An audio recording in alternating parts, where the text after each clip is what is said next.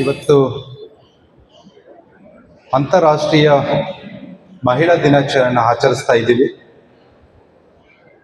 ತುಂಬ ಸಂತೋಷ ಆಗುತ್ತೆ. ಸೊ ಎಲ್ಲ ಹೆಣ್ಮಕ್ಳು ಅದ್ಧೂರಿಯಾಗಿ ರೆಡಿಯಾಗಿ ಬಂದಿದ್ದೀರಿ. ಇವತ್ತು ತುಂಬ ಖುಷಿ ಆಗುತ್ತೆ ಈ ಥರ ಒಂದು ಮಹಿಳಾ ದಿನಾಚರಣೆಯನ್ನು ಆಚರಣೆ ಮಾಡೋದಕ್ಕೆ. ಇದರಿಂದ ನಮ್ಮ ಸಂಸ್ಕೃತಿ ಗೊತ್ತಾಗುತ್ತೆ, ನಾವು ಎಷ್ಟು ಬೆಲೆ ಕೊಡ್ತೀವಿ ಒಂದು ಹೆಣ್ಣಿಗೆ ಅನ್ನೋದು. ನಮ್ಮ ತಾಯಿ ಹೆಣ್ಣು, ನನ್ನ ಸೋದರಿ ಹೆಣ್ಣು, ನನ್ನ ಭರತ ಭೂಮಿ ಹೆಣ್ಣು, ನಾವು ಕುಡಿತಾ ಇರೋ ನೀರು ಒಂದು ಹೆಣ್ಣು. 5 ನಿಮಿಷ ನೀವೇ ಥಿಂಕ್ ಮಾಡಿದ್ರೆ ಯಾಕೆ ಪ್ರತಿಯೊಂದು ನಮ್ಮ ಸಂಸ್ಕೃತಿಯಲ್ಲಿ ಪ್ರತಿಯೊಂದು ವಿಚಾರದಲ್ಲಿ ಆಗಿರ್ಬೋದು ಅಥವಾ ಒಂದು ವೈಜೃಂಭತೆಯಲ್ಲಿ ಇರ್ಬೋದು, ಒಂದು ಹೆಣ್ಣಿನ ಪರಿಕಲ್ಪನೆ ಇರುತ್ತೆ. ನಮ್ಮ ಭಾರತ ದೇಶದಲ್ಲಿ ಎಷ್ಟೊಂದು ನದಿಗಳು ಉತ್ತರದಿಂದ ದಕ್ಷಿಣಕ್ಕೆ ಹರಿಯುತ್ತೆ. ಎಲ್ಲ ನದಿಗಳ ಹೆಸರು ಒಂದು ಹೆಣ್ಣಿನ ಹೆಸರಲ್ಲಿ ಇರುತ್ತೆ. ಇದು ನಮ್ಮ ದೇಶ, ನಮ್ಮ ಸಂಸ್ಕೃತಿ ಒಂದು ಹೆಣ್ಣಿಗೆ ಕೊಟ್ಟಿರುವಂತ ರೆಸ್ಪೆಕ್ಟ್. ಓಕೆ,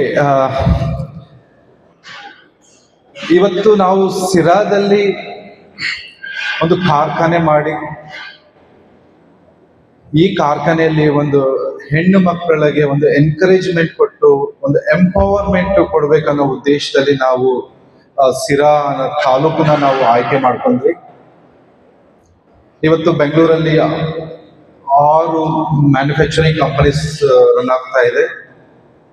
7 ಮ್ಯಾನುಫ್ಯಾಕ್ಚರಿಂಗ್ ಕಂಪನಿ ಬೆಂಗಳೂರಲ್ಲಿ ಈಗ ಡಿಫೆನ್ಸ್ ಪಾರ್ಕ್ ಅಲ್ಲಿ ಶುರುವಾಗಲಿದೆ ಏಪ್ರಿಲ್ ನಂತರ. ಬಟ್ ಬೆಂಗಳೂರಲ್ಲಿ ಎಷ್ಟೊಂದು ಆಪರ್ಚುನಿಟೀಸ್ ನಮ್ಗೆ ಇದ್ರು ಕೂಡ ನಾವು ಸಿರಾ ಯಾಕೆ ಸೆಲೆಕ್ಟ್ ಮಾಡ್ಕೊಂಡಿದೀವಿ ಅಂದ್ರೆ, ಸಿರಾ ಆಸ್ ಎ ತಾಲೂಕು ಅತಿ ಹೆಚ್ಚು ವೈಜ್ಞಾನಿಕವಾಗಿ ಎಜುಕೇಶನ್ ಆಗಿ ಒಂದು ಯಂಗ್ ಜನರೇಷನ್ ಬೆಳೀತಾ ಇದ್ದಾರೆ. ಒಂದು ಇಂಡಸ್ಟ್ರಿ ಡೆವಲಪ್ಮೆಂಟ್ ಆಗ್ತಾ ಇಲ್ಲ. ಇಲ್ಲಿ ಇಂಡಸ್ಟ್ರಿ ಏರಿಯಾ ಡೆವಲಪ್ಮೆಂಟ್ ಆಗಿ ಬಹಳ ವರ್ಷಗಳಾದ್ರೂ ಯಾವುದೊಂದು ಕಾರ್ಖಾನೆ ಬಂದು ಒಂದು ವ್ಯವಹಾರ ಮಾಡೋದಕ್ಕೆ ಆಗ್ತಾ ಇಲ್ಲ. ಆ ಥರ ಒಂದು ಸನ್ನಿವೇಶದಲ್ಲಿ ನನಗೆ ಗೌರ್ಮೆಂಟ್ ಕಡೆಯಿಂದ ಒಂದು ಆಪರ್ಚುನಿಟಿ ಕೊಟ್ಟರು. ಸಿರಾನ ತಾಲೂಕಲ್ಲಿ ಆಲ್ರೆಡಿ ರೆಡಿ ಇರೋ ಜಾಗ ಇದೆ, ಯಾಕೆ ನೀವು ಒಂದ್ಸಲಿ ನೋಡಬಾರ್ದು, ನಿಮ್ಗೆ ಏನು ಸಹಾಯ ಬೇಕು ಅಂತ ನಾವು ಮಾಡ್ತೀವಿ ಅಂದ್ಬಿಟ್ಟು ಸರ್ಕಾರ ವತಿಯಿಂದ ಕೇಳ್ಕೊಂಡಾಗ ಸೊ ನನಗೇನು ಒಂದು ಅರ್ಥ ಆಗಿದ್ದೇನೆಂದ್ರೆ, ಒಂದು ದೊಡ್ಡ ಪ್ರಾಜೆಕ್ಟ್ ಒಂದು ಸಿರಾ ತಾಲೂಕು ಬಂದಾಗ ಈ ತಾಲೂಕನ್ನ ಹೆಂಗೆ ಬೆಳೆಸ್ಬಹುದು, ಇಲ್ಲಿರೋ ಹೆಣ್ಣು ಮಕ್ಕಳಿಗೆ ಯಾವ ತರ ಕೆಲಸ ಕೊಡ್ಬಹುದು, ಹೆಣ್ಣು ಮಕ್ಕಳನ್ನ ಒಂದು ಸ್ವಾವಲಂಬಿ ಆಗಿ ಅವರ ಒಂದು ಕ್ಷೇತ್ರದಲ್ಲಿ ಅವರೊಂದು ನಿರ್ಗುಣ ಹೊಂದು ಅವರೊಂದು ಹೆಣ್ಣು ದುರ್ಬಲೆ ಅಲ್ಲ, ಅವಳು ಸಬಲೆ ಅಂತ ಪ್ರೂವ್ ಮಾಡ್ಕೊಳ್ಳೋದಕ್ಕೆ ಒಂದು ಅವಕಾಶ ಮಾಡಿಕೊಳ್ಳೋಣ ಅಂತ ಈ ಸಿರಾದ ತಾಲೂಕನ್ನ ನಾವು ಸೆಲೆಕ್ಟ್ ಮಾಡ್ಕೊಂಡ್ರಿ. ಆಸ್ ಅ ಮ್ಯಾನೇಜ್ಮೆಂಟ್ ಡಿಸಿಷನ್, ನಾವು ಮುಂದಿನ 1 ವರ್ಷದಲ್ಲಿ 50% ಹೆಚ್ಚು ಹೆಣ್ಣು ಮಕ್ಕಳಿಗೆ ಕೆಲಸ ಕೊಡ್ತೀವಿ. ಸೊ ಅದು HR ಈಗ ಆಲ್ರೆಡಿ ವರ್ಕ್ ಮಾಡಕ್ ಸ್ಟಾರ್ಟ್ ಮಾಡಿದ್ದಾರೆ. ಹೆಣ್ಣು ಮಕ್ಕಳನ್ನ ಒಂದು ಅವರ ಒಂದು ಸಾಮರ್ಥ್ಯನ ನಾವು ಹೆಂಗೆ ಒಂದು ವ್ಯಾವಹಾರಿಕವಾಗಿ ಒಂದು ಕಾರ್ಖಾನೆಯಲ್ಲಿ ಯಾವ ತರ ನಾವು ಅವ್ರಿಗೊಂದು ಅವಕಾಶವನ್ನು ಕಲ್ಪಿಸಿಕೊಡಬಹುದು ಅನ್ನೋದ್ರ ಬಗ್ಗೆ ವರ್ಕ್ ಮಾಡ್ತಾ ಇದ್ದಾರೆ. ಅದ್ರದ್ದು ಒಂದು 2 ಎಕ್ಸಾಂಪಲ್ಸ್ ಕೊಟ್ಟೆ ನಾನು ಇವತ್ತು. ಓಲೋ ಅನ್ನೋ ಫ್ಯಾಕ್ಟ್ರಿ ತಮಿಳ್ನಾಡಲ್ಲಿ 100% ವುಮೆನ್ಸ್ ಕೆಲಸ ಮಾಡ್ತಾರೆ. ಮತ್ತೆ ನಮ್ಮ ಕಸ್ಟಮರ್ ಪ್ರೀಮಿಯರ್ ಎನರ್ಜೀಸ್ ಅವರು ನೈಟ್ ಶಿಫ್ಟ್ ಅಲ್ಲಿ 100% ವುಮೆನ್ ಎಂಪವರ್ಮೆಂಟ್ ಇಟ್ಕೊಂಡು ಕೆಲಸ ಮಾಡ್ತಾರೆ. ಸೊ ಅವರಿಗೆ ಒಂದು ಬೇಕಾಗಿರುವಂತ ಒಂದು ಫೆಸಿಲಿಟೀಸ್ ಆಗಿರ್ಬೋದು, ಸೇಫ್ಟಿ ಆಗಿರ್ಬೋದು, ಅದಕ್ಕೆ ಒಂದು ಹೆಚ್ಚಿನ ಉದ್ದೇಶದಲ್ಲಿ ಮಾಡಿಕೊಡ್ತೀವಿ. ಸೊ ನಿಮಗೆ ಗೊತ್ತಿರ್ಬೋದು, ಇವತ್ತಿನ ರಿನ್ಯೂಬಲ್ ಎನರ್ಜಿ ನಾವೇನು ಹೇಳ್ತಾ ಇದ್ದೀವಿ, the future of energy is a solar energy. ಇವತ್ತು ಸೋಲಾರ್ ಎನರ್ಜಿಯಲ್ಲಿ ನಮ್ಮ ಕಂಪನಿಯ ಒಂದು ಉತ್ತೇಜನ, ಒಂದು ಬೆಳವಣಿಗೆ ಏನಿದೆ, ಇವತ್ತು ರಾಷ್ಟ್ರದಲ್ಲಿ ಮ್ಯಾನುಫ್ಯಾಕ್ಚರಿಂಗ್ ಮಾಡ್ತಾ ಇರುವಂತಹ ಪ್ರತಿಯೊಂದು ಸೋಲಾರ್ ಪ್ಯಾನಲ್ಗೂ ನಾವು ಕಾಂಪೋನೆಂಟ್ ಸಪ್ಲೈ ಮಾಡ್ತಾ ಇದ್ದೀವಿ.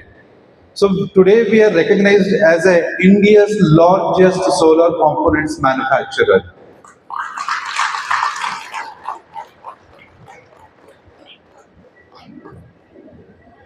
ಇದು ನನ್ನ ಒಬ್ಬನಿಂದ ಸಾಧ್ಯ ಆಗಲಿಲ್ಲ. It's A team effort. ಇದರಿಂದ ಎಲ್ಲರ ಪರಿಶ್ರಮ ಇದೆ.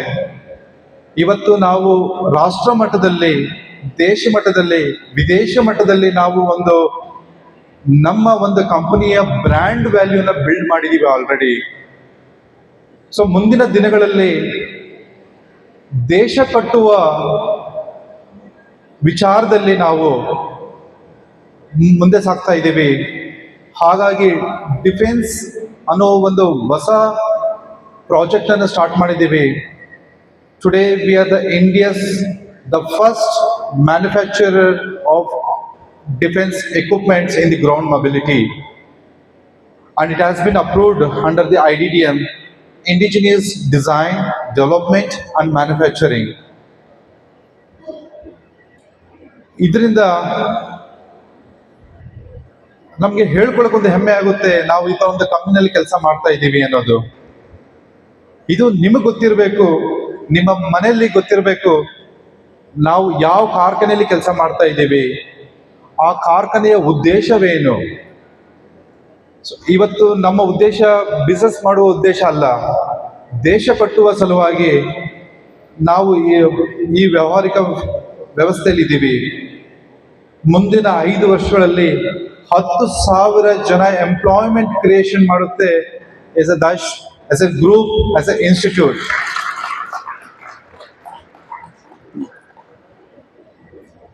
ಈ ಮುಂದಿನ ನಮ್ಮ ಜರ್ನಿಯಲ್ಲಿ ನಿಮ್ಮೆಲ್ಲರ ಪಾತ್ರ ಪ್ರಮುಖ. ನೀವು ಮಾಡ್ತಾ ಇರೋ ಒಂದು ಕೆಲಸ, ಶ್ರಮ, ಅದು ಪ್ರತಿಯೊಂದು ನಮ್ಮ ಕಂಪ್ನಿಯ ಪ್ರತಿಯೊಂದು ಮೆಟ್ಟಲಿನ ಒಂದು ಮೈಲಿಗಲ್ಲು ಹಾಗೆ ಬೆಳಿಬೇಕು. ನೀವು ಏನ್ ಕಲ್ತಿದ್ದೀರಾ, ನಿಮ್ಮ ಸಹಪಾಠಿಗಳಿಗೂ ಅದನ್ನ ಕಲಿಸಿ ಒಂದು ಪ್ರೊಸೆಸ್ ಇಂಪ್ರೂವ್ಮೆಂಟ್ ಆಗಿರ್ಬೋದು, ಒಂದು ಕ್ವಾಲಿಟಿ ಸಿಸ್ಟಮ್ಸ್ ಆಗಿರ್ಬೋದು, ಒಂದು ಸ್ಟ್ಯಾಂಡರ್ಡ್ಸ್ ಆಗಿರ್ಬೋದು, ಕಸ್ಟಮರ್ ರಿಕ್ವೈರ್ಮೆಂಟ್ ಆಗಿರ್ಬೋದು, ಅದನ್ನ ನೀವು ಪರಿಪಾಲಿಸಿ ಮತ್ತಷ್ಟು ನಮ್ಮ ಸಹಪಾಠಿಗಳಿಗೆ ಉತ್ತೇಜನ ಕೊಡಬೇಕು. ಸೊ ಹಾಗಾಗಿ ನಮ್ಮ ಕಂಪನಿ ಬೆಳೆಯುತ್ತೆ. ನಮ್ಮ ಕಂಪನಿ ಬೆಳೆದಾಗ 2,500 ಜನ ಇಲ್ಲಿ ಕೆಲಸ ಮಾಡಿದಾಗ ಅದರಲ್ಲಿ 1,500 ಜನ ಹೆಣ್ಣು ಮಕ್ಕಳು ತುಂಬಿದ್ರೆ ಆ ಫ್ಯಾಕ್ಟ್ರಿ ಅದು ಫ್ಯಾಕ್ಟ್ರಿ ಅಲ್ಲ, ಅದೊಂದು ಗ್ರಾಮವಾಗಿ ಬೆಳೆಯುತ್ತೆ.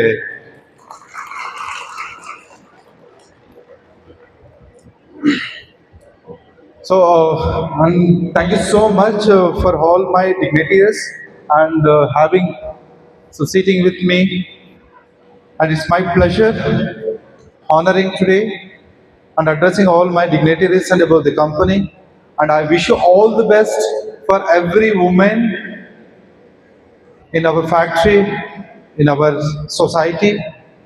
This is what we are giving a respect, equalism to the woman. ಮಹಿಳೆ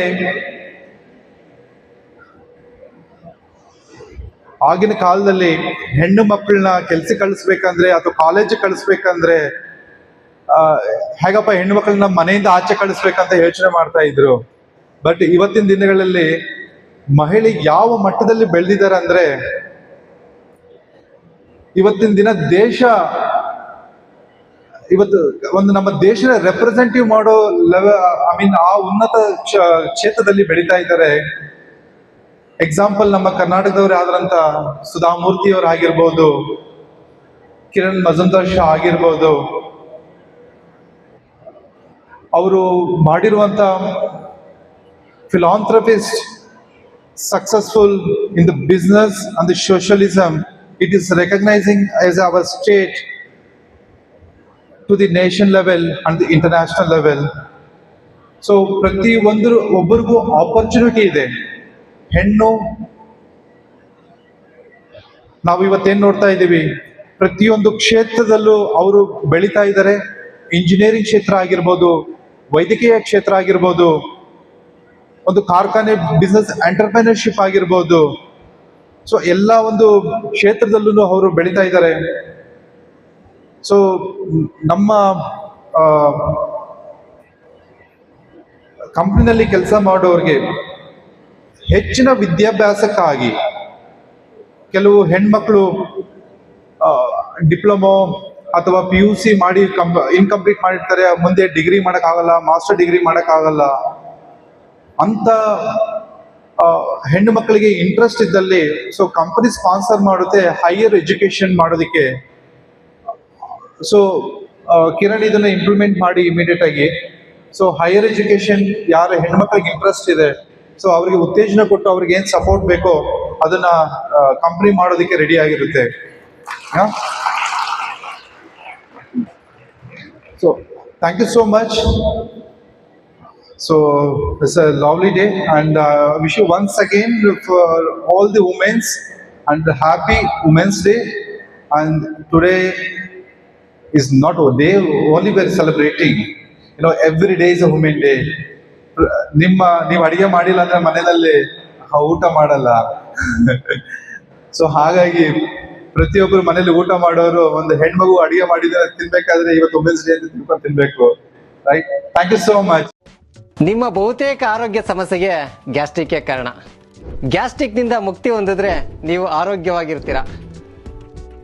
ಪ್ರತಿದಿನ ಜೀನಿ ಗ್ಯಾಸ್ಟ್ರಿಕ್ ರಿಲೀಫ್ ಸೇವಿಸಿ, ಇದು ಗ್ಯಾಸ್ಟ್ರಿಕ್ಗೆ ಉತ್ತಮ ಆಹಾರ. ಜೀನಿ ಗ್ಯಾಸ್ಟ್ರಿಕ್ ರಿಲೀಫ್ ಎಲ್ಲಾ ಮೆಡಿಕಲ್ ಶಾಪ್ಗಳು ಹಾಗೂ ದಿನಸಿ ಅಂಗಡಿಗಳಲ್ಲಿ ಲಭ್ಯ. ಎಷ್ಟೇ ದುಡ್ಡಿದ್ರೂ ಆಯುಷ್ನ ಕೊಂಡ್ಕೊಳ್ಳೋಕೆ ಸಾಧ್ಯನೇ ಇಲ್ಲ. ಆರೋಗ್ಯ ಸರಿ ಇದ್ರೆ ಆಯುಷ್ ಗಟ್ಟಿಯಾಗಿರುತ್ತೆ. ಆರೋಗ್ಯ ಸರಿ ಇರಬೇಕು ಅಂತಂದ್ರೆ ನಿಮ್ಮ ಅಡಿಗೆಯಲ್ಲಿ ಪ್ರತಿದಿನ ಜೀನಿ ಗಾಣದ ಎಣ್ಣೆ ಬಳಸಿ. ಜೀನಿ ಗಾಣದ ಕಡಲೆಕಾಯಿ ಎಣ್ಣೆ, ಕೊಬ್ಬರಿ ಎಣ್ಣೆ ಎಲ್ಲಾ ಮೆಡಿಕಲ್ ಶಾಪ್, ದಿನಸಿ ಅಂಗಡಿ ಹಾಗೂ ಸೂಪರ್ ಮಾರ್ಕೆಟ್ಗಳಲ್ಲಿ ಲಭ್ಯ.